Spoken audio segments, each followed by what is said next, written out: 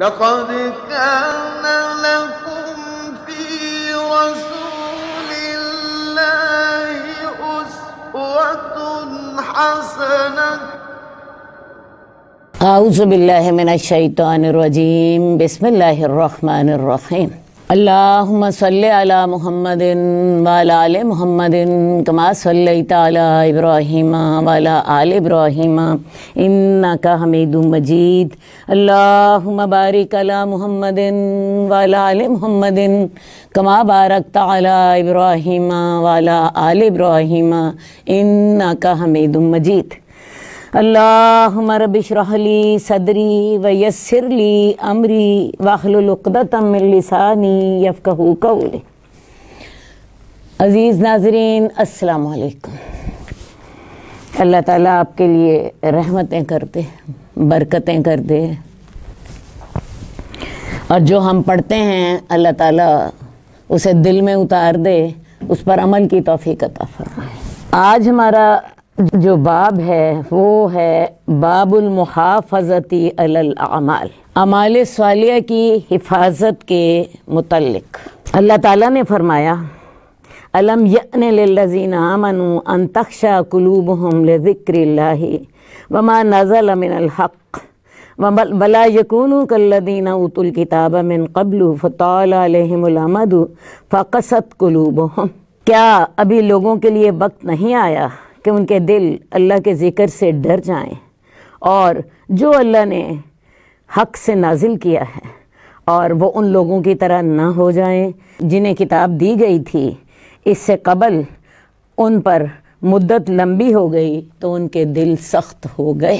اللہ تعالیٰ سوال کر رہے ہیں کبھی ابھی وہ وقت نہیں آیا کہ ایمان والوں کے دل اللہ کے ذکر سے ڈر جائیں؟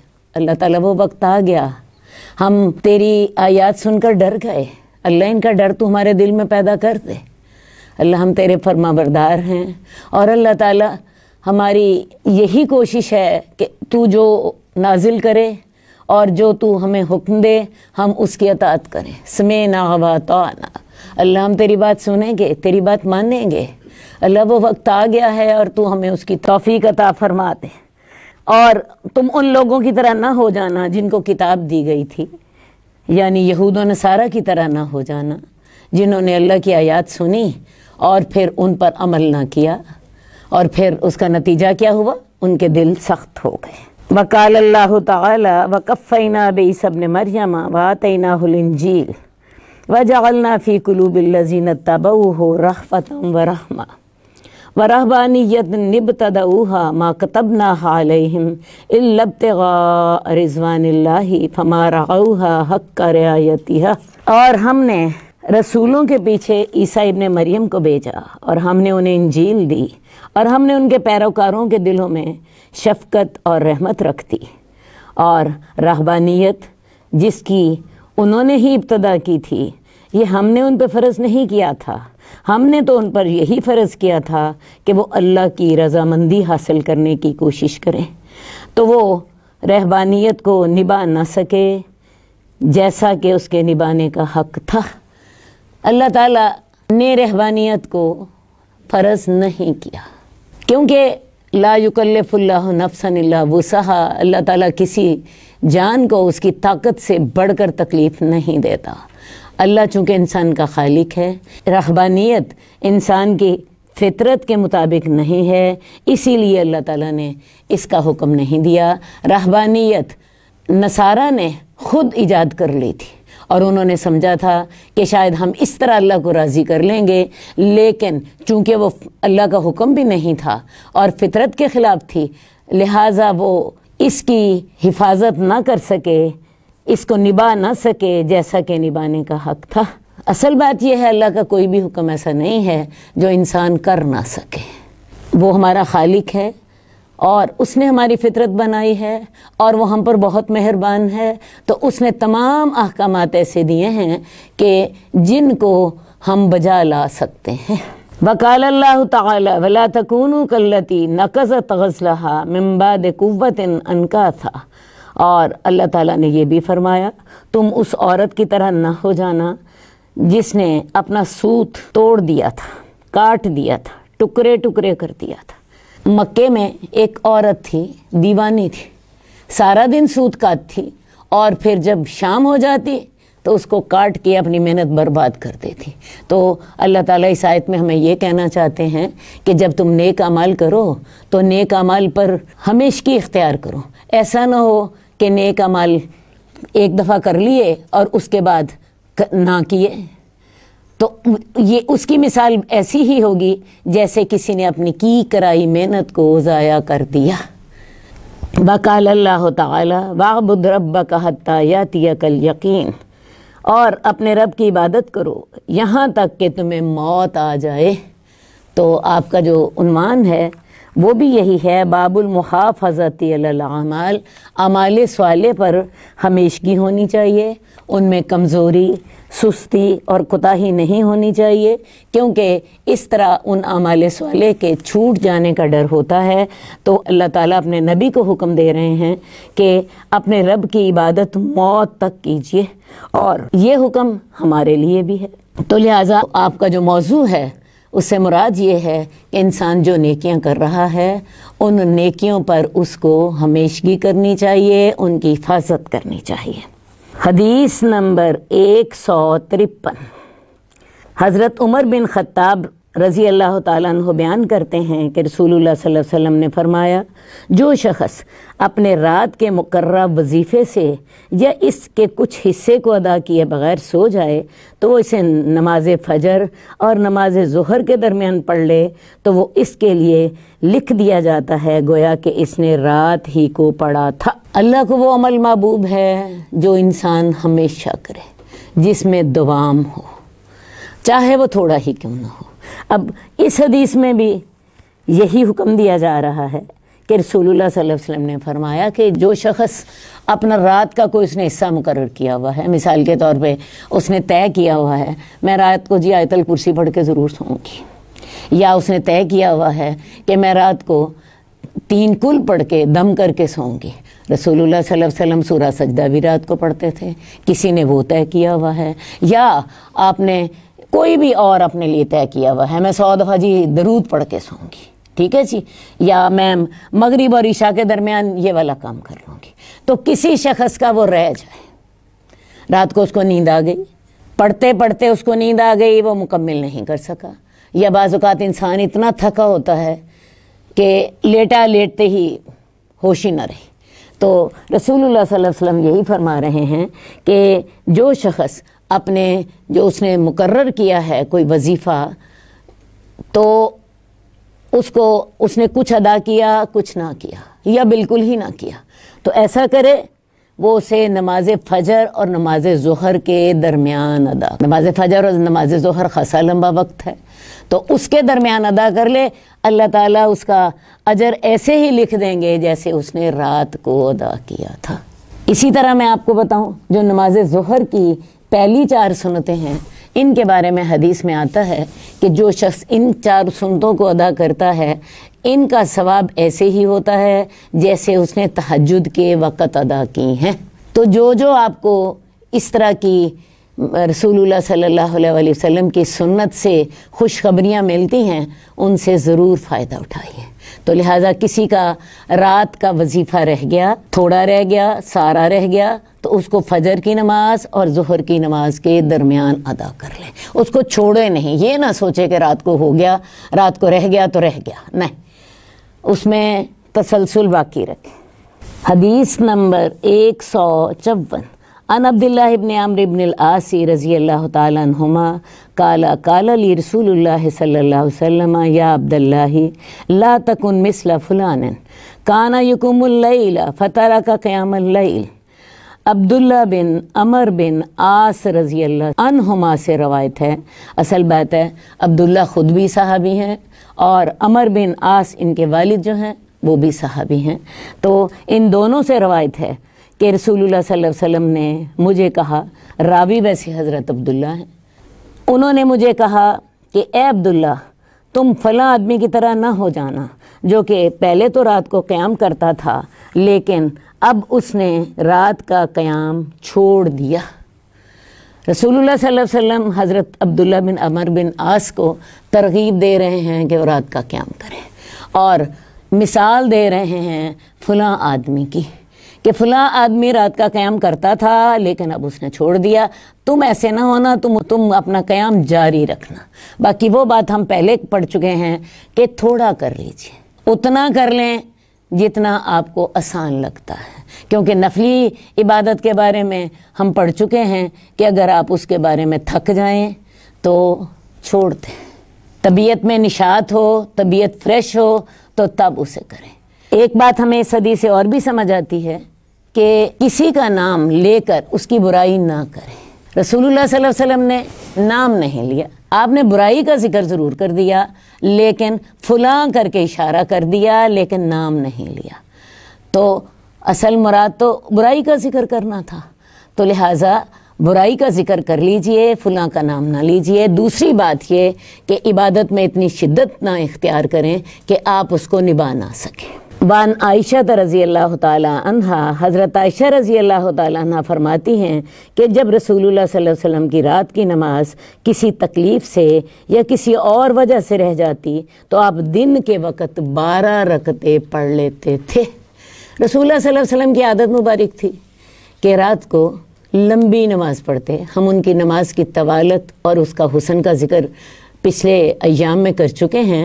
آپ کی نماز کی رکعات عام طور پہ 8 ہوتی ہیں، 3 بے طرح پڑھا کرتے تھے، تو یہ مل کر 11 رکعتیں ہو جاتی تھیں۔ تو رسول اللہ صلی اللہ علیہ وسلم کی کسی رات نماز رہ جاتی کسی تکلیف کی وجہ سے، بیماری کی وجہ سے، یا کوئی مصروفیت ایسی آ گئی کہ رات دیر تک جاگنا پڑا، یا کوئی اور وجہ ہو گئی، تو آپ دن کو 12 رکعتیں پڑھتے تھے۔ دن کو آپ اس کی بجائے وہ رکعتیں پڑھ لیتے تھے۔ مثال کے طور پہ تہجد نہ پڑھی تو آپ پھر اشراق پڑھ لیتے تھے۔ اشراق کے بارے میں ہم آپ کو پہلے بھی بتا چکے ہیں کہ اشراق کا وقت سورج نکلنے سے تھوڑی دیر بعد سے لے کر زوال تک ہوتا ہے۔ آپ چاہیں تو سورج نکلنے کے فوراً بعد پڑھ لیں، اس کو ہم اشراق کہیں گے۔ سورج فرض کیا آج کل سورج 5:45 نکل رہا ہے، آپ 6 بجے پڑھ لیجیے۔ اگر آپ 6 کی بجائے 8 بجے پڑھ لیں یا 9 بجے پڑھ لیں تو یہی نماز چاش کی نماز کہلائے گی، اور اگر آپ اسے 9 بجے کی بجائے 10 بجے یا 11 بجے پڑھ لیں تو یہ نماز اوابین کی نماز کہلائے گی۔ اصل میں یہ 2 لمبے وقت ہیں جس میں اللہ تعالیٰ نے کوئی فرض نماز نہیں رکھی، ایک عشاء سے لے کے فجر تک، اور وہ اللہ نے بندوں پر رحمت کی ہے تاکہ بندے اس وقت سو سکیں، اور ایک اللہ تعالیٰ نے فجر کی نماز سے لے کے ظہر کی نماز تک کوئی نماز نہیں رکھی تاکہ لوگ اپنے معاش کے کام کر سکیں۔ تو ان دونوں میں جو عشاء سے لے کے فجر تک ہے، اس وقت میں اللہ تعالیٰ نے پچھلی رات میں تہجد رکھی اور وتر کی نماز رکھی، اور دن کو اشراق، چاشت اور اوابین کی نماز۔ تو رسول اللہ صلی اللہ علیہ وسلم کی جب تہجد رہ جاتی تو آپ نے دن کو 12 رکعتیں ادا کی ہیں۔ اب یہ نہ سمجھیے گا کہ آپ نے ان کی قضا ادا کی، اگر آپ قضا ادا کرتے تو 8 ہی رکعتیں ادا کرتے۔ ویسے بھی میں آپ کو بتاؤں نفل کی قضا نہیں ہوتی، نفل تو ہوتا ہی نفل ہے، فرض کی قضا ہوتی ہے، نفل کی قضا نہیں ہوتی۔ اس کا مطلب یہ ہے کہ رسول اللہ صلی اللہ علیہ وسلم نے اب وہ جو تسلسل تھا وہ اپنا باقی رکھا، وہی جو ہم نے پچھلی حدیث میں پڑھا تھا کہ اگر کسی کا رات کا کوئی وظیفہ رہ جاتا ہے تو وہ اس کو نماز فجر سے لے کے نماز ظہر کے درمیان کر لے، تو رسول اللہ صلی اللہ علیہ وسلم کی نماز رہ گئی تو آپ نے اس کو ان اوقات میں ادا کر لیا۔ تو پہلی بات میں آپ کو یہ بتانا چاہتی ہوں کہ آپ نے یہ اس کی قضا نہیں دی، یہ آپ نے اپنا وہ جو نفل کام آپ کر رہے تھے اس کا تسلسل جاری رکھا ہے۔ دوسری بات یہ ہے کہ چونکہ یہ ایک اچھا کام تھا، آپ نے 12 رکعتیں ادا کی ہیں تاکہ نماز کی فضیلت باقی رہے۔ تو اس حدیث سے ہمیں یہ پتہ چلا کہ اگر آپ کی رات کی نماز رہ جاتی ہے، رات کا قیام رہ جاتا ہے، رات کے وظائف رہ جاتے ہیں، دعائیں رہ جاتی ہیں، تو ان کو نماز فجر سے لے کے نماز ظہر تک کے وقت میں ادا کر لیں۔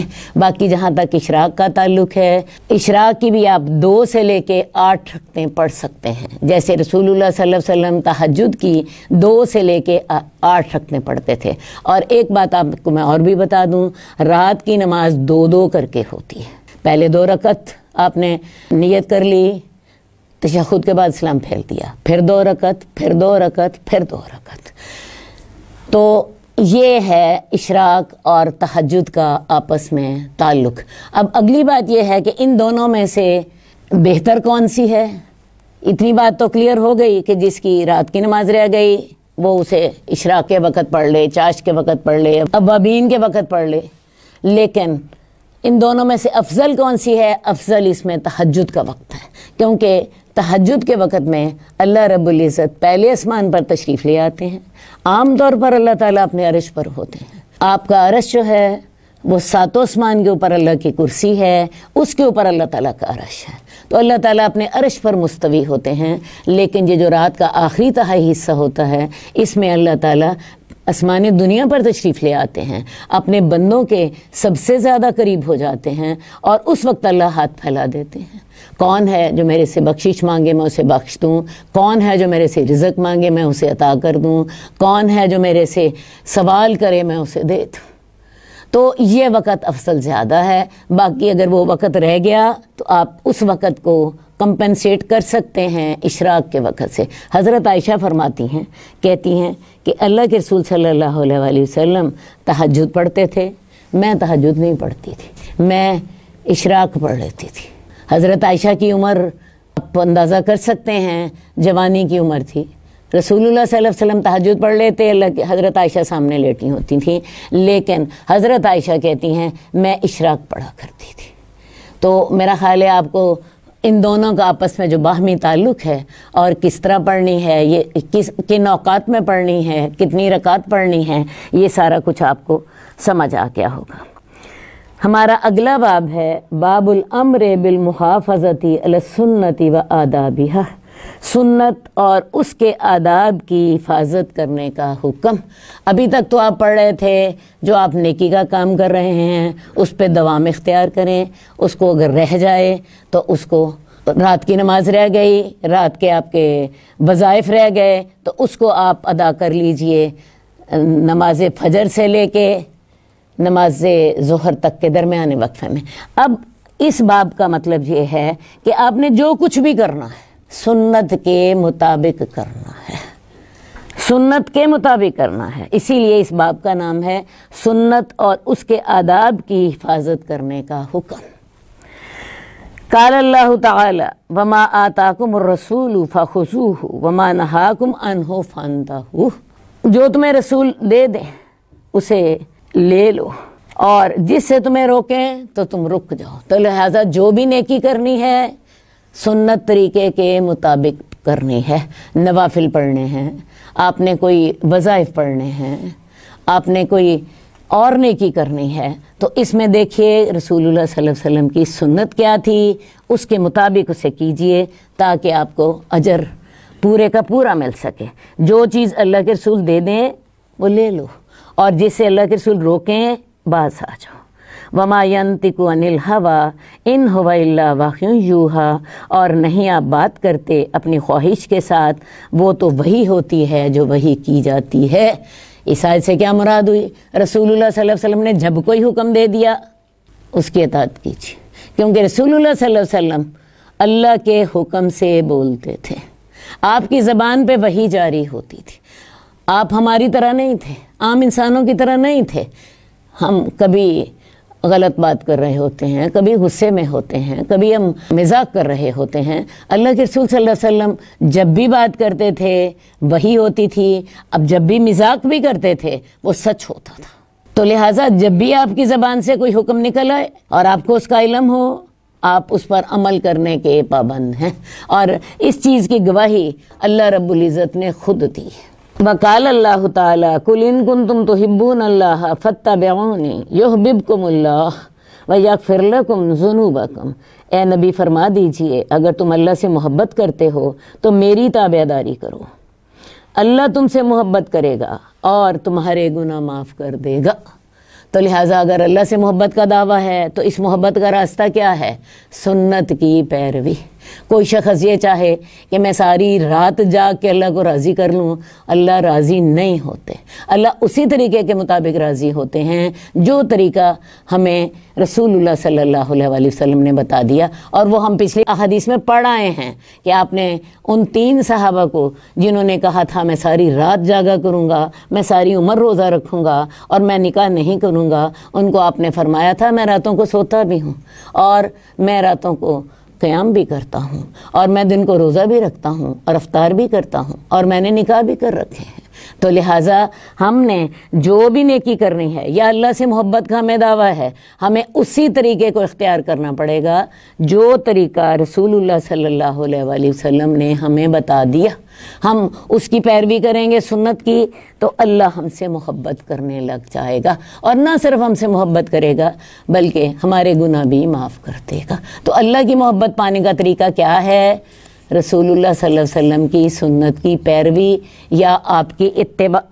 اور وقال اللہ تعالی لقد کان لکم فی رسول اللہ اسوۃ حسنۃ لمن کان یرجو اللہ والیوم الآخر، اور تمہارے لیے اللہ کے رسول کی ذات میں بڑا عمدہ نمونہ ہے اس شخص کے لیے جو اللہ پر یقین رکھتا ہے اور آخرت کے دن پر یقین رکھتا ہے۔ تو لہٰذا نمونہ ہمارے لیے کون ہے؟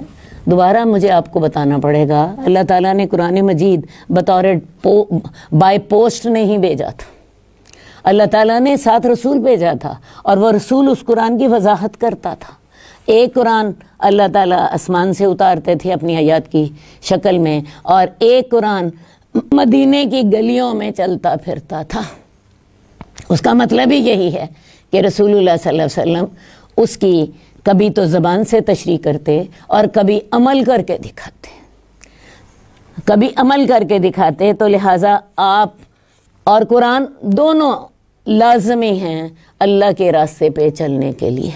ایک قرآن ہے، ایک صاحب قرآن ہے۔ آپ صاحب قرآن کو قرآن سے علیحدہ نہیں کر سکتے، کیونکہ قرآن اکیلا جو ہے وہ کافی نہیں ہے۔ میں مثال ایک چھوٹی سی دے کے تو آگے چلوں گی۔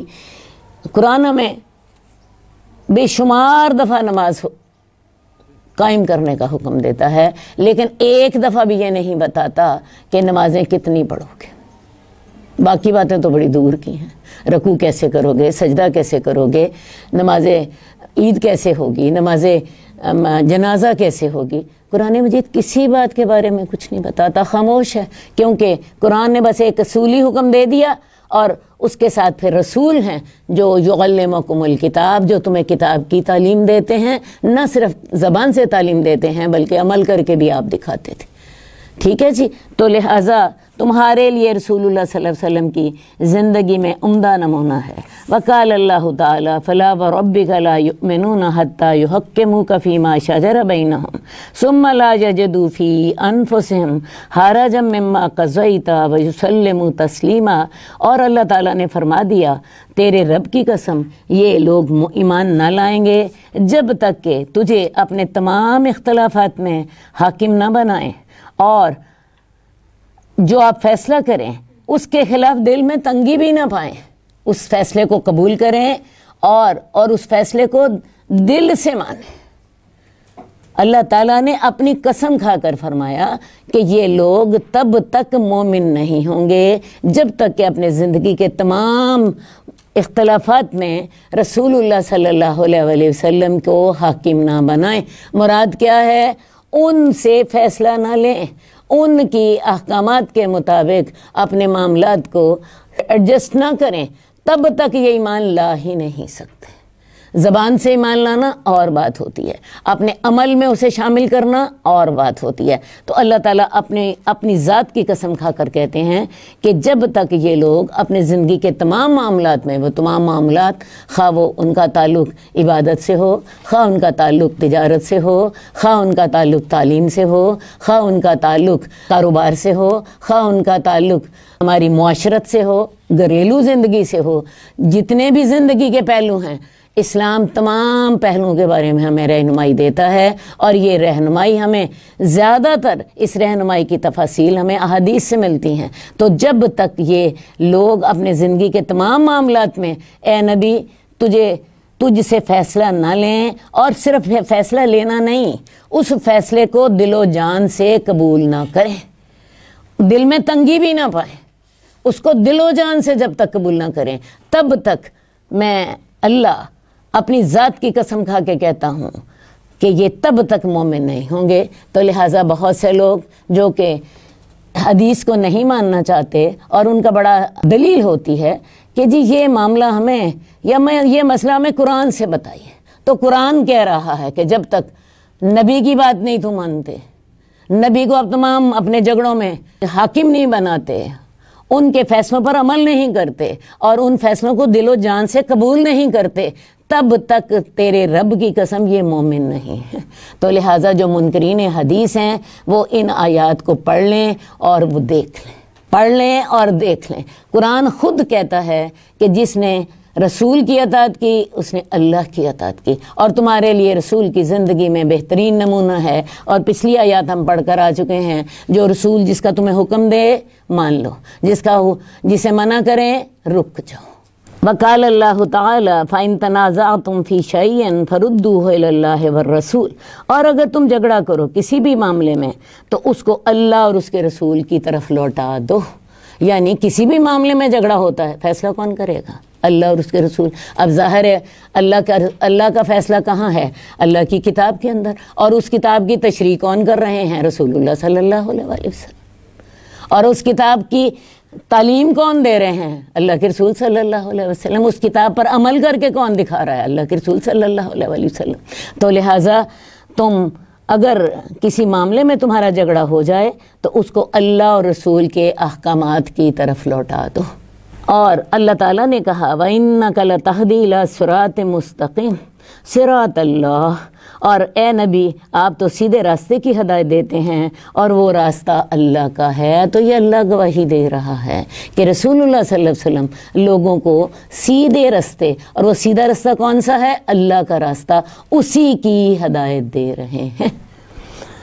وقال اللہ تعالی فَلْيَحْذَرِ الَّذِينَ يُخَالِفُونَ عَنْ أَمْرِهِ أَن تُصِيبَهُمْ فِتْنَةٌ أَوْ يُصِيبَهُمْ عَذَابٌ أَلِيمٌ، اور ان لوگوں کو جو رسول اللہ صلی اللہ علیہ وسلم کے حکم کی مخالفت کرتے ہیں انہیں ڈرنا چاہیے کہ انہیں کوئی فتنہ نہ آ پہنچے، اور یا انہیں کوئی دردناک عذاب نہ آ پہنچے۔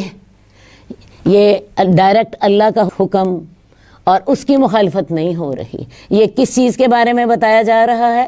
رسول اللہ صلی اللہ علیہ وسلم کے حکم کی اگر آپ مخالفت کرتے ہو اور رسول اللہ صلی اللہ علیہ وسلم کے حکم سے جان چھڑاتے ہو تو دیکھ لینا تمہیں اللہ کی طرف سے کوئی عذاب آ جائے گا یا تم کسی فتنے میں پڑ جاؤ گے۔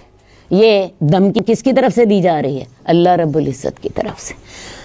وَاذْكُرْنَا مَا يُتْلَىٰ فِي بُيُوتِكُنَّ مِنْ آيَاتِ اللَّهِ وَالْحِكْمَةِ، اور اے ازواج مطہرات تم یاد رکھنا جو تمہارے گھروں میں اللہ کی آیات پڑھی جا رہی ہیں اور حکمت بھی۔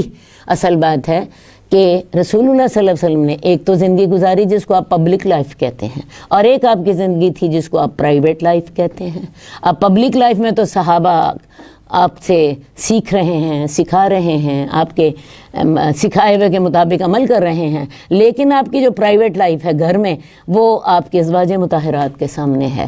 تو یہ بھی انسان کی زندگی کا ایک اہم حصہ ہے۔ تو اللہ تعالیٰ نے ازواج مطہرات کو حکم دیا تھا کہ جو تمہارے گھروں میں اللہ کی آیات اترتی ہیں تم نے ان کو یاد رکھنا ہے، اور جو رسول اللہ صلی اللہ علیہ وسلم اس کے مطابق عمل کرتے ہیں۔ حکمہ کا لفظ جہاں بھی آتا ہے حدیث پر عمل کرنے کے پہلو سے آتا ہے۔ تو جہاں بھی رسول اللہ صلی اللہ علیہ وسلم نے ان احکامات کے مطابق عمل کیا تم نے اس کو یاد رکھنا ہے، اور نہ صرف یاد رکھنا ہے امت تک پہنچانا ہے۔ اسی لیے آپ دیکھ لیجئے ان کا جو ایک بڑا 3 حصہ ہے وہ ازواج مطہرات نے امت کو پہنچایا ہے، اور یہ اللہ کا حکم تھا، اور یہ اللہ کا حکم تھا۔ یہ سورہ احزاب میں یہ حکم موجود ہے۔ تو لہٰذا رسول اللہ صلی اللہ علیہ وسلم کی پیروی کیے بغیر آپ مسلمان ہونے کا دعویٰ نہیں کر سکتے۔ سنت جو ہے اس کو میں تھوڑا سا آپ کے سامنے وضاحت کر دوں۔ سنت ایک تو ہے اللہ کے رسول صلی اللہ علیہ وسلم کا قول، آپ نے زبان سے حکم دے دیا کسی چیز کا۔ دوسری بات ہے آپ نے کسی چیز پر عمل کر کے دکھا دیا، مثال کے طور پہ آپ نے نماز کا حکم دیا، جیسے قرآن نماز کا حکم دیتا ہے، رسول اللہ صلی اللہ علیہ وسلم نے بتا دیا بھی نمازیں 5 ہوں گی، اور ان نمازوں میں تم رکوع بھی کرو گے اور تم سجدہ بھی کرو گے، تمہاری نماز کی کیفیت یہ ہوگی کہ تمہاری نماز میں رکوع و سجود اگر پورے نہیں ہوں گے تمہاری نماز نہیں ہوتی۔ ایک مثال میں نے آپ کو دے دی، ٹھیک ہے؟ تو یہ ہے تعلیم، یہ ہے آپ کا قول، آپ نے زبان سے بتا دیا کہ بھئی آپ نے نماز اس طرح پڑھنی ہے۔ اور دوسری آپ کی سنت کی جو قسم ہے وہ ہے فعل۔ رسول اللہ صلی اللہ علیہ وسلم نے نماز پڑھ کے دکھا دی، بھئی آپ باجماعت نماز پڑھ رہے ہیں، صحابہ دیکھ رہے ہیں آپ کیسے سجدہ کرتے ہیں، آپ کیسے رکوع کرتے ہیں، آپ کیسے تحیات بیٹھتے ہیں، یہ آپ کا فعل ہو گیا۔ اور ایک اور سنت کی قسم ہوتی ہے تقریر۔ تقریر سے مراد یہ ہوتی ہے کہ رسول اللہ صلی اللہ علیہ وسلم کے سامنے ایک بات ہوئی اور آپ نے اس سے روکا نہیں، آپ اس پر خاموش ہو گئے، تو یہ جو آپ کی خاموشی ہے اس کو تقریری حدیث کہتے ہیں۔ پہلے والے معاملے کو قولی حدیث کہتے ہیں جب آپ نے حکم دے دیا، دوسرا والا معاملہ جو ہے وہ فعلی حدیث ہے، اور یہ تقریری حدیث ہے۔ آپ کے سامنے ایک معاملہ ہوا، رسول اللہ صلی اللہ علیہ وسلم خاموش رہے، آپ نے منع نہیں کیا، تو یہ تقریری حدیث ہوتی ہے۔ تو یہ تینوں جو ہیں ان ساروں کو سنت کا نام دیتے ہیں، یا یہ ساری حدیثی کی قسمیں ہیں۔ یہ جو آیت ابھی ہم نے پڑھی تھی وَمَا يَنْطِقُ عَنِ الْهَوَىٰ إِنْ هُوَ إِلَّا وَحْيٌ يُوحَىٰ، رسول اللہ صلی اللہ علیہ وسلم اپنی مرضی سے بات نہیں کرتے، وہ تو ایک وحی ہوتی ہے جو کی جاتی ہے۔ اس سے بھی آپ کو پتہ چلا کہ رسول اللہ صلی اللہ علیہ وسلم یہ جو اپنی زبان سے فرماتے تھے یہ بھی وحی ہوتی تھی۔ ایک تو وحی وہ ہے جو قرآن میں آپ پڑھتے ہیں، جو اللہ کی آیات ہیں، اور ایک وحی وہ ہوتی تھی جو رسول اللہ صلی اللہ علیہ وسلم بتاتے تھے، جو آپ کی زبان سے نکلتا تھا وہ بھی وحی ہوتی تھی، ان ہوا الا وحی یوحیٰ۔ لیکن وہ جو قرآن مجید کی آیات ہیں اس کو ہم کہتے ہیں وہ وحی ایسی تھی جس کی تلاوت ہوتی تھی، لیکن یہ جو رسول اللہ صلی اللہ علیہ وسلم اپنی زبان کے ساتھ وضاحت کرتے تھے یہ ایسی وحی ہوتی تھی جس کی تلاوت نہیں کی جاتی، اس کو ہم کہتے ہیں وحی متلوف، جس کی تلاوت کی جاتی ہے۔ اور یہ جو حدیث ہے یہ وحی ہے، یہ بھی وحی، لیکن یہ وحی غیر متلوف ہے، اس کی تلاوت نہیں ہوتی۔ حدیث نمبر 157، حضرت ابو ہریرہ سے روایت ہے، رسول اللہ صلی اللہ علیہ وسلم نے فرمایا جو باتیں میں تمہیں بیان کرنے سے چھوڑ دوں تم ان کے بارے میں مجھے چھوڑ دو، اس لیے تم سے پہلے لوگوں کو اسی چیز نے ہلاک کیا کہ وہ کثرت سے سوال کرتے تھے، اپنے انبیاء سے اختلاف کرتے تھے۔ تو چنانچہ میں جب تمہیں کسی چیز سے منع کروں تم اسے رک جاؤ، اور جب میں تمہیں کسی چیز کا حکم دوں اسے اپنی استطاعت کے مطابق بجا لاؤ۔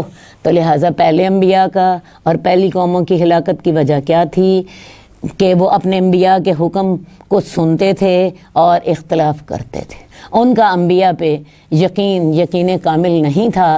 تو لہٰذا اے لوگو تم ان کی طرح نہ ہو جاؤ، میں جو بات تمہیں بتا دوں تم نے سن لی مان لو، جو میں نے نہیں بتائی میرے سے کرید کے اس کے مطابق سوال نہ کرو۔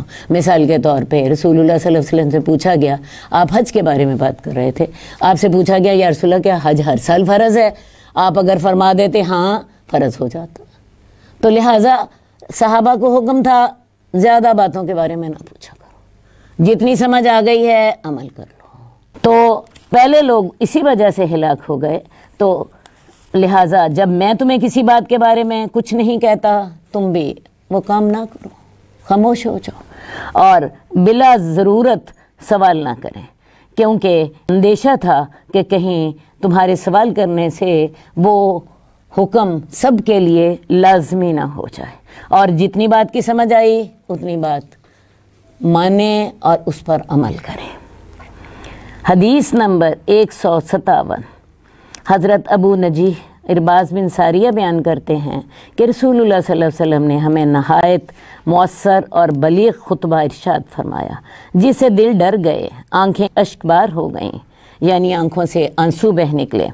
ہم نے عرض کیا اللہ کے رسول صلی اللہ علیہ وسلم یہ تو گویا الوداع کہنے والے کا واعظ ہے، لہٰذا آپ ہمیں نصیحت فرمائیں۔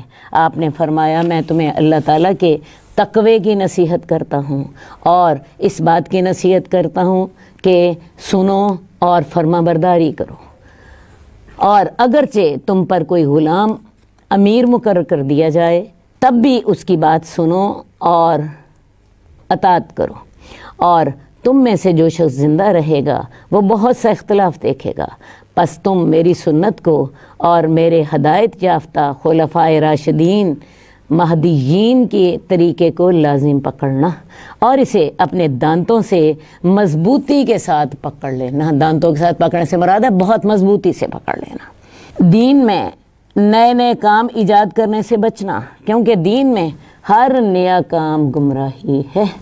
تو رسول اللہ صلی اللہ علیہ وسلم نے بڑا ہی مؤثر اور دل میں اتر جانے والا واعظ کیا، جس سے لوگوں کے دل نرم ہو گئے، آنکھیں بہہ نکلیں۔ آپ نے انہیں کیا نصیحت کی؟ سب سے پہلی بات انہیں کہا میں تمہیں اللہ کا تقوی اختیار کرنے کا حکم دیتا ہوں، ہر معاملے میں، ہر لمحے میں، ہر عمل میں اللہ سے ڈرتے رہو۔ ایک ہی آپ کے پاس معیار ہونا چاہیے، یہ میرا عمل کیا اللہ کی ناراضگی کا باعث ہے یا اللہ کی رضا کا باعث ہے؟ اگر تو اللہ کی رضا کا باعث ہے تو وہ کام کرتے رہیے، اور اگر اللہ کی ناراضگی کا باعث ہے تو اپنے اٹھے ہوئے قدم بھی ہٹا لیجیے۔ دوسری بات، اگر تم پر کوئی غلام بھی امیر مقرر کر دیا جائے تو تم نے اس کی بھی بات سننی بھی ہے اور اس کی اطاعت بھی کرنی ہے، کیونکہ کوئی بھی معاشرہ کسی لیڈر کے بغیر، کسی امیر کے بغیر چل نہیں سکتا۔ آپ دیکھیں ہمارا چھوٹا سا گھر ہوتا ہے، اللہ تعالیٰ نے اس میں بھی ایک قوام رکھا ہوتا ہے، والد جو ہوتا ہے یا شوہر کہہ لیجئے وہ قوام ہوتا ہے، تو ایک پورا معاشرہ بھی ایک امیر کے بغیر انارکی کا شکار ہو جاتا ہے۔ اس معاشرے کو تب ہی فائدہ ہوگا جب وہ کسی ایک نظم اور کسی ڈسپلن اور کسی کی قیادت میں چلیں۔ تو تم پر اگر ایک غلام امیر بھی مقرر ہو جائے تو تب بھی تم نے اس کی بات سننی ہے اور اطاعت کرنی ہے، اور تم میں سے جو شخص زندہ رہے گا وہ لوگوں میں بہت سا اختلاف دیکھے گا، اور اس اختلاف میں تم کیا کرنا؟ میری سنت اور میرے خلفائے راشدین المہدیین کی سنت کو مضبوطی سے پکڑنا۔ یعنی اختلافات کی صورت میں ہمارے پاس معیار کیا ہے؟ کتاب و سنت، اللہ کی کتاب اور پھر رسول اللہ صلی اللہ علیہ وسلم کی حدیث، یہ دو معیار ہیں، ان دو کے علاوہ اور کوئی معیار نہیں ہے۔ ان کو مضبوطی سے تھام لو اور انہی کے مطابق چلتے رہو۔ دین میں نئے نئے کام ایجاد کرنے سے بچنا، کیونکہ ہر نیا کام گمراہی ہے، یعنی بدعات سے بچنا، بدعات سے بچنا، کیونکہ بدعات سے دین کا حلیہ بگڑ جاتا ہے۔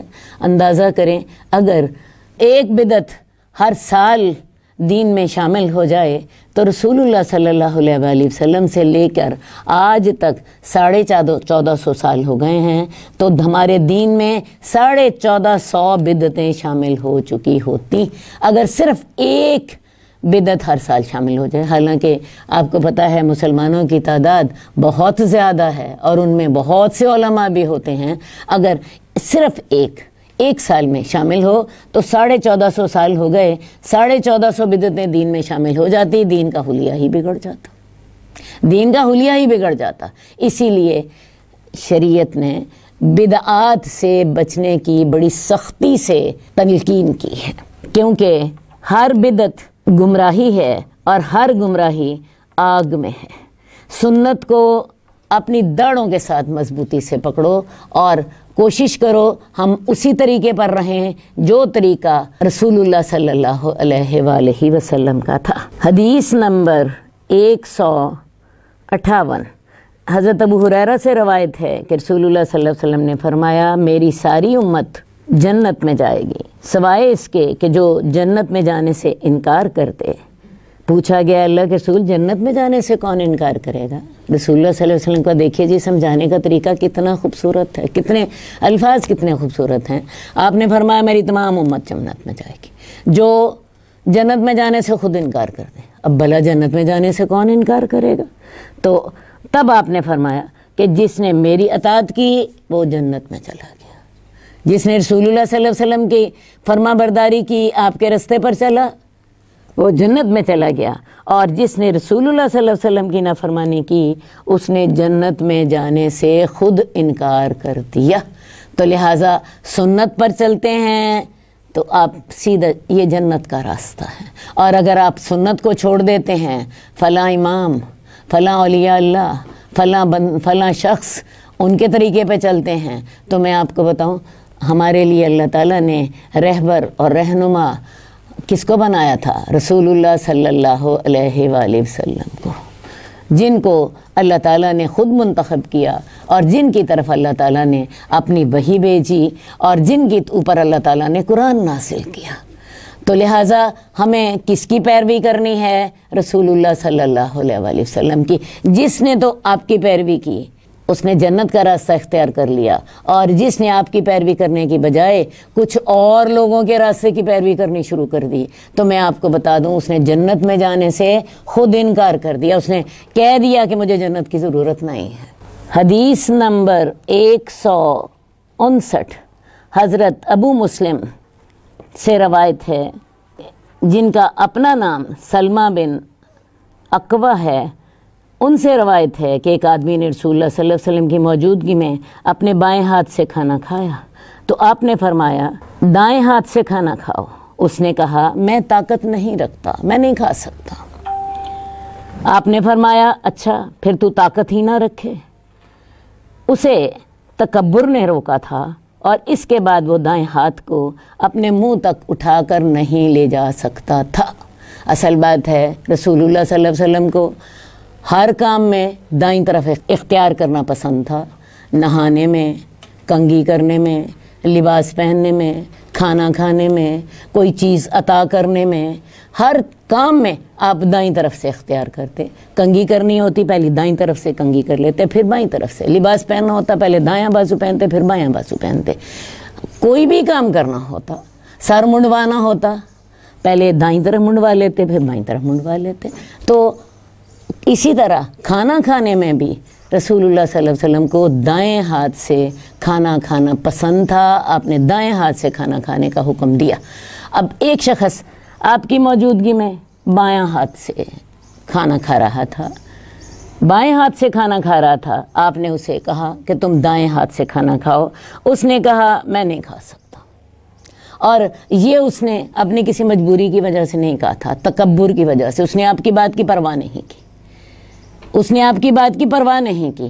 تو رسول اللہ صلی اللہ علیہ وسلم نے پھر اسے کہا اچھا پھر تو نہ کھائے، تو نہ کھا سکے، آپ نے اسے بد دعا دے دی، اور اس کے بعد پھر اس کا دایاں ہاتھ یہاں تک آ ہی نہیں سکتا تھا۔ پہلے تو شاید آتا تھا اور اس نے آپ کی بات کی پرواہ نہیں کی، تکبر کی وجہ سے، بے پرواہی کی وجہ سے آپ کی بات نہ سنی اور نہ اس پہ غور کیا، تو بعد میں وہ ایسا کر ہی نہیں سکتا تھا۔ تو رسول اللہ صلی اللہ علیہ وسلم نے یہ جو اسے کہا تھا کہ پھر تو نہ کھا سکے، اس کی وجہ سے اس کا یہ معاملہ ہو گیا۔ اب ہمارے اندر بھی بہت سے لوگ لیفٹسٹ ہوتے ہیں، وہ بائیں ہاتھ سے لکھ رہے ہوتے ہیں، بائیں ہاتھ سے کام کر رہے ہوتے ہیں، ان کا بایاں ہاتھ کام کرتا ہے اور دایاں ہاتھ کام نہیں کرتا۔ بہت سے ایسے میرے اپنے گھر میں ایسے کئی لوگ ہیں جو لکھتے بھی بائیں ہاتھ سے ہیں اور جن کا بایاں ہاتھ زیادہ کام کرتا ہے دائیں ہاتھ کی نسبت۔ اس کے باوجود بھی میں آپ کو بتاؤں، آپ لکھ لیں بائیں ہاتھ سے، آپ کر لیں دوسرے کام بائیں ہاتھوں سے کر لیں، لیکن کھانا لازماً دائیں ہاتھ سے کھائیں۔ اور اس کی جب آپ عادت ڈالیں گے، شروع میں بچہ جب کھاتا ہے اس کو اگر پہلے دن سے عادت ڈالی جائے تو میں آپ کو بتاؤں وہ اس کی انشاءاللہ تعالیٰ کھانے کی عادت پڑ جائے گی۔ تو کھانا لازماً دائیں ہاتھ سے کھائیں۔ وہ علیحدہ بات ہے کہ آپ لکھ بائیں ہاتھ سے رہے ہیں، کوئی اور کام آپ ڈرائنگ بائیں ہاتھ سے کر رہے ہیں، جب شریعت نے اس سے نہیں روکا خاموش ہو جائیے، لیکن جس چیز سے شریعت نے روکا ہے اس چیز کا اہتمام کیجیے۔ اور دوسری بات، جو شخص تکبر کے ساتھ اللہ کے رسول کے حکم کی پرواہ نہ کرے پھر اللہ کے رسول اس سے ناراض ہوتے ہیں۔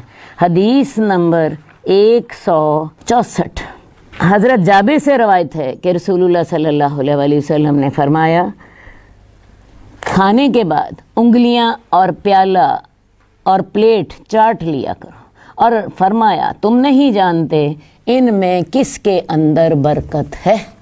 تو رسول اللہ صلی اللہ علیہ وسلم نے کھانے کا پہلا ادب کیا بتایا؟ دائیں ہاتھ سے کھاؤ۔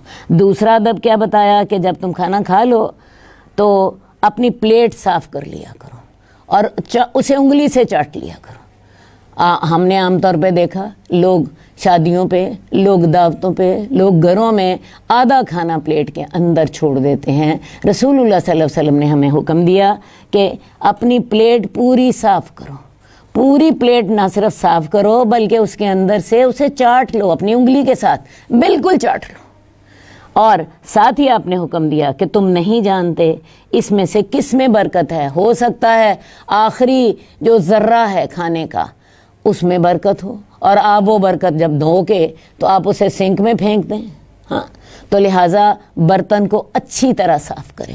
یہ ہمارے جو آداب ہیں کھانے کے، رسول اللہ صلی اللہ علیہ وسلم کی جو نصیحت ہے اس کے مطابق برتن اچھی طرح صاف کریں، اسے چاٹیں، چاٹ کے صاف کریں، اور اس کے بعد اپنی جو انگلیاں ہیں ان کو بھی دھونے سے پہلے چاٹ لیجیے، ان کو چاٹ لیجئے۔ ان کو جب آپ چاٹتی ہیں تو ان کے اندر ایسے انزائمز ہوتے ہیں جو آپ کے کھانے کے پروسیس کو آسان کر دیتے ہیں۔ اس کے اندر سے ایسے کیمیکلز پیدا ہوتے ہیں جو آپ کے کھانے کو جلد ہضم کر دیتے ہیں۔ تو دو کام آپ کو بتائے کہ ایک تو آپ نے برتن صاف کرنا ہے اور اس کو چاٹ کے صاف کر لیں، اور اپنی انگلیاں بھی آپ نے چاٹنی ہیں دھونے سے پہلے۔ بوٹل میں آدھی بوٹل بعض لوگ چھوڑ دیتے ہیں، اس کو نہ چھوڑیے، اس کو نہ چھوڑیے، اس کو بھی پوری کی پوری ختم کر دیجئے۔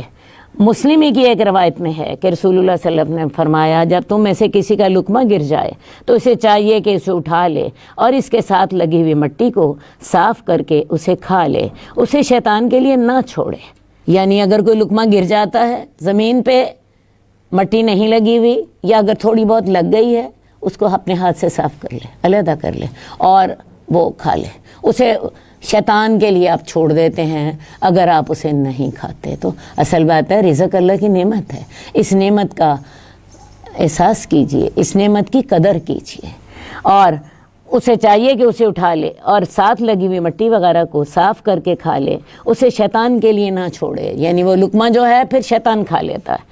اپنے ہاتھ کو رومال وغیرہ سے صاف نہ کرے یہاں تک کہ اپنی انگلیوں کو چاٹ لے، کیونکہ وہ نہیں جانتا کہ کھانے کے کس حصے میں برکت ہے۔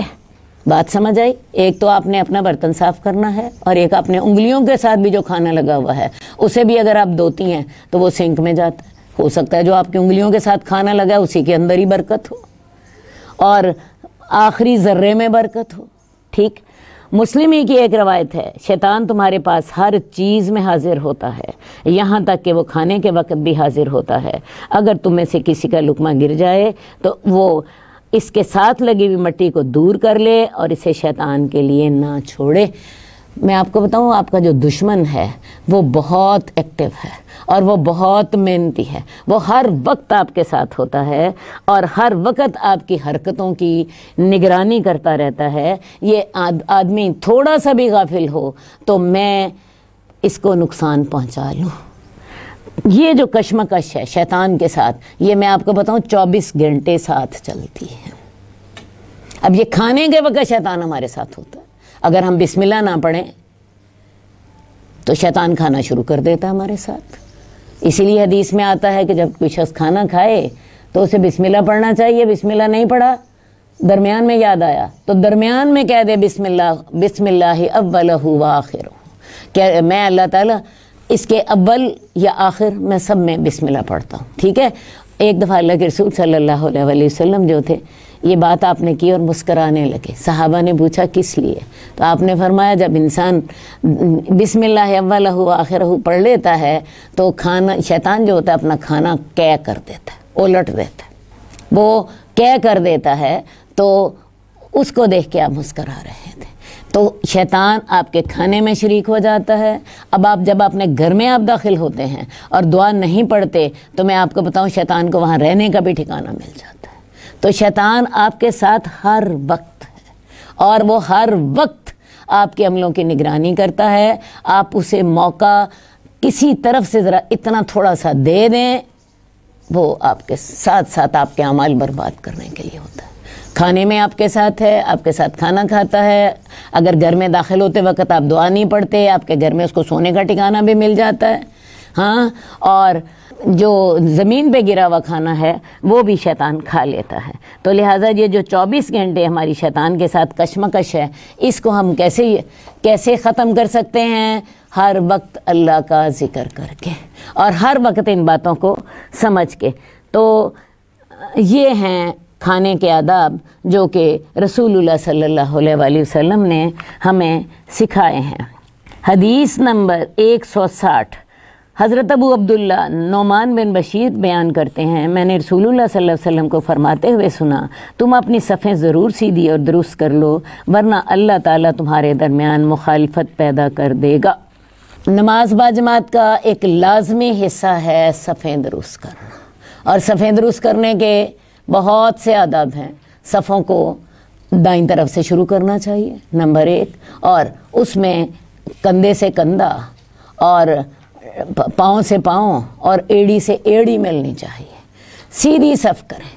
اور یہ صفیں سیدھی کرنا نماز ہی کا حصہ ہے۔ اگر تم اپنی صفیں سیدھی نہیں کرو گے، اللہ تمہارے اندر مخالفت پیدا کر دے گا۔ صفیں کس طرح سیدھی ہونی چاہیے؟ کانہم بنیان مرصوص، گویا کہ وہ ایک مضبوط عمارت ہے۔ آپ یہ دیوار سامنے دیکھ رہی ہیں، اس دیوار میں آپ کہیں کوئی آگے پیچھے کسی چیز کو دیکھتی ہیں؟ آپ دیکھتی ہیں کیسے یہ دیوار بالکل ہموار ہوتی ہے۔ تو اسی طرح ہماری صف جو ہے بالکل برابر ہونی چاہیے، اس میں کہیں خلا آ گیا تو شیطان وہاں سے گھس جاتا ہے۔ ایک حدیث میں نے پڑھی اور مجھے بڑی حیرت ہوئی اس حدیث پر کہ جو شخص صفوں کا خلا پر کرتا ہے اللہ اسے جنت میں داخل کرتے۔ یہ اتنا بڑا کام ہے صفوں کے اندر خلا پر کر دینا کہ اللہ نے اس پر جنت کا وعدہ کیا ہے۔ اس کی وجہ یہ ہے کہ نماز اتنا عظیم الشان کام ہے، تو صفیں درست کرنا اسی کا ہی حسن ہے، اسی کا ایک اہم حصہ ہے۔ مسلم کی ایک روایت میں ہے، رسول اللہ صلی اللہ علیہ وسلم ہماری صفوں کو اس طرح برابر اور سیدھا فرماتے تھے، یہاں تک کہ ایسے معلوم ہوتا آپ ان کے ساتھ تیروں کی طرح انہیں سیدھا فرما رہے ہیں، اور آپ صفیں سیدھی فرماتے رہے یہاں تک کہ آپ نے محسوس فرمایا کہ ہم نے آپ سے یہ مسئلہ سمجھ لیا ہے۔ پھر ایک روز آپ تشریف لائے، مصلی پر کھڑے ہو گئے، قریب تھا کہ آپ اللہ اکبر کہتے، آپ نے اچانک ایک آدمی کو دیکھا، اس کا سینہ صف سے باہر نکلا ہوا ہے۔ آپ نے فرمایا، اللہ کے بندو اپنی صفیں ضرور سیدھی کرو، ورنہ اللہ تعالیٰ تمہارے دلوں میں اختلاف پیدا کر دے گا۔ تو لہٰذا امام کا یہ فرض ہے کہ وہ لوگوں کی صفیں سیدھی کرائے۔ بیت اللہ میں نماز پڑھے نا تو وہ پہلے ان کی آواز آتی ہے، سوو، اپنی صفیں سیدھی کر لو، اور اللہ اکبر پھر اس وقفے کے بعد ہوتا ہے۔ سوو کے بعد وہ تھوڑا سا وقفہ دیتے ہیں اور اللہ اکبر پھر اس کے بعد ہوتا ہے۔ تو لہٰذا امام کو چاہیے صفیں سیدھی کرائے۔ رسول اللہ صلی اللہ علیہ وسلم نے ایک دفعہ اللہ اکبر کہنے لگے تھے کہ آپ نے دیکھا کہ ایک شخص کا سینہ صف سے ذرا باہر نکلا ہوا تھا، یعنی وہ کھڑا صف میں ہی تھا لیکن سینہ ذرا یوں کر کے آگے ہوا تھا۔ تو آپ اس طرح صف سیدھی کراتے تھے جیسے تیر کے ساتھ سیدھا کراتے تھے۔ میں نے پہلے آپ کو مثال دی ہے کہ جیسے ایک دیوار ہوتی ہے، دیوار میں آپ دیکھتی ہیں دیوار کیسے ہموار ہوتی ہے، تو یہ صف اس طرح کر کے ہونی چاہیے، یہ صف اس طرح کر کے ہموار ہونی چاہیے۔ آپ نے اس شخص کو جس کا سینہ باہر نکلا ہوا تھا اسے دیکھ کر فرمایا، اللہ کے بندو اپنی صفیں سیدھی کر لو، ورنہ اللہ تمہارے درمیان اختلاف پیدا کر دے گا۔ اور میں نے آپ کو ابھی ایک حدیث سنائی ہے کہ جب صفوں کے درمیان خالی جگہ ہوتی ہے وہاں سے شیطان اندر گھس جاتا ہے۔ اور ابھی میں نے آپ کو ایک اور حدیث سنائی ہے کہ جو شخص صفوں کا خلا پورا کرتا ہے، مثلا وہ دیکھتا ہے جی پیچھے فلاں صف میں تھوڑا سا خلا ہے، وہ صف کو خلا کو پورا کرنے کے لیے آتا ہے، اللہ نے جنت کی خوشخبری دی۔ یہ اتنا بڑا عمل ہے۔ حدیث نمبر 161، حضرت ابو موسیٰ اشعری بیان کرتے ہیں کہ رات کے وقت مدینے میں ایک گھر اپنے مکینوں سمیت جل گیا۔ جب رسول اللہ صلی اللہ علیہ وسلم کو ان کے بارے میں بتایا گیا تو آپ نے فرمایا، یہ آگ تمہاری دشمن ہے، لہٰذا جب تم سونے لگو تو اسے بجھا دیا کرو۔ یہ بھی سنت نبوی ہے۔ یہ ساری جو ہم احادیث پڑھ رہے ہیں، کھانے کا کیا آداب کیا ہیں، صف بنانے کے آداب کیا ہیں، یہ ساری جو رسول اللہ صلی اللہ علیہ وسلم نے ہمیں تعلیمات دی ہیں، یہ انہی کا حصہ ہیں۔ ایک آپ کی تعلیم کا حصہ یہ بھی ہے کہ جب رات کو سویا کرو آگ بجھا دیا کرو۔ پہلے تو چراغ ہوتے تھے، آج کل چراغ تو نہیں ہوتے، آج کل ہمارے ہیٹر جل رہے ہوتے ہیں سردیوں میں، اور بہت دفعہ ایسا ہوتا ہے کہ ہیٹر کی وجہ سے کبھی گیس نہیں آ رہی ہوتی لیکن ہیٹر کھلا رہ جاتا ہے، اور پھر کمرے میں گیس بھر جاتی ہے، 9 کے 9 یا 10 کے 10 افراد ختم ہو جاتے ہیں۔ اور بعض اوقات ایسا بھی ہوتا ہے کہ آگ کھلی ہوتی ہے اور اس آگ کے ساتھ کسی اور چیز نے آگ پکڑ لی اور جل گیا سارا کچھ۔ مجھے اپنے بچپن کا ایک واقعہ کبھی بھی نہیں بھولتا۔ ہم ان دنوں میں پرائمری میں پڑھتے تھے، تو ایک گھر تھا جس میں گھر والے تو چلے گئے اپنے کسی کام کاج کے لیے، بوڑھی والدہ تھیں، چارپائی کے نیچے انہوں نے انگیٹھی رکھ دی کوئلوں کی گرمی پہنچانے کے لیے۔ ہوا یہ کہ وہ نیچے کوئی رسی لٹک رہی تھی، اس کو آگ لگی، اور وہ بوڑھی والدہ تھی، سوئی ہوئی تھی، اسے نہیں اندازہ ہوا، نہیں پتہ چلا۔ تب پتہ چلا جب آگ نے بڑھ کے اس کے کپڑوں کو بھی لپیٹ لیا اور وہ جل کے کوئلہ ہو گئے۔ مجھے آج بھی میری آنکھوں کے سامنے اس خاتون کا وہ جو کوئلے کے ساتھ جھلسا ہوا چہرہ تھا وہ مجھے آج بھی یاد ہے۔ تو لہٰذا رات کو سونے سے پہلے آگ بند کر لیا کریں، ہیٹر بند کر لیا کریں، تاکہ یہ انسان کو نقصان نہ پہنچائے۔ اس میں آپ کا فائدہ تو ہے ہی ہے، رسول اللہ صلی اللہ علیہ وسلم کی سنت پر عمل کرنے کا اجر بھی آپ کو مل جائے گا۔ اللہم صلی علی محمد وعلی آل محمد کما صلیت علی ابراہیم وعلی آل ابراہیم انک حمید مجید۔ اللہم بارک علی محمد وعلی آل محمد کما بارکت علی ابراہیم وعلی آل ابراہیم انک حمید مجید۔ مولاي صل وسلم دائما